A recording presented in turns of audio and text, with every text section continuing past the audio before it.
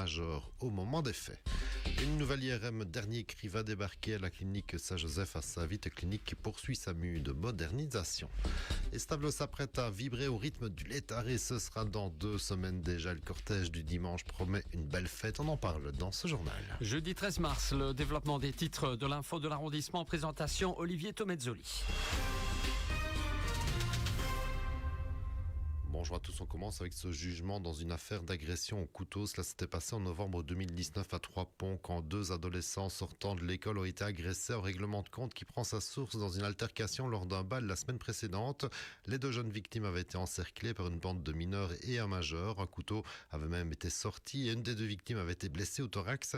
Condamné en première instance à 1 an de prison avec sursis probatoire, le majeur qui se défendait en prétendant n'avoir pas donné les coups a été condamné à 1 an de prison en appel, toujours avec sursis probatoire, la Cour rappelant que le fait d'agir en bande en empêchant les victimes de fuir était aussi une participation aux faits commis.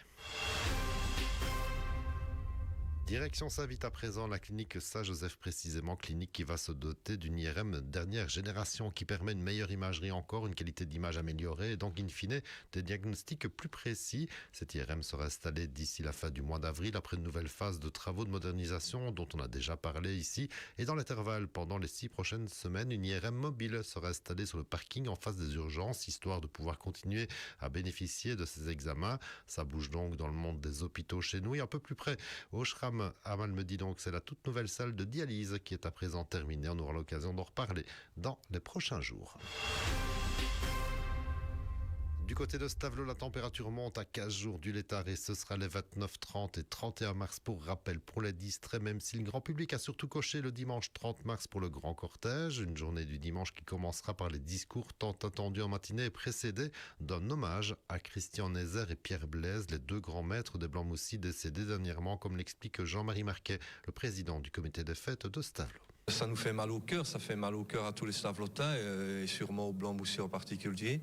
Mais il était de notre devoir et notre obligation de rendre un hommage à ces 2 personnes qui ont amené énormément pour Stavelot, pour le folklore, pour la renommée. Donc le comité a pris ça en main et a organisé une mise en valeur un peu spécifique parce qu'on ne voulait pas se contenter d'applaudissements, de minutes de silence. Donc on va avec les artisans, l'accord des artisans et de l'ensemble des groupes folkloriques de Stavelot et des présidents, on va mettre en lumière la valeur et le bien que ces gens-là ont amené sur Stavelot et leur folklore, quoi.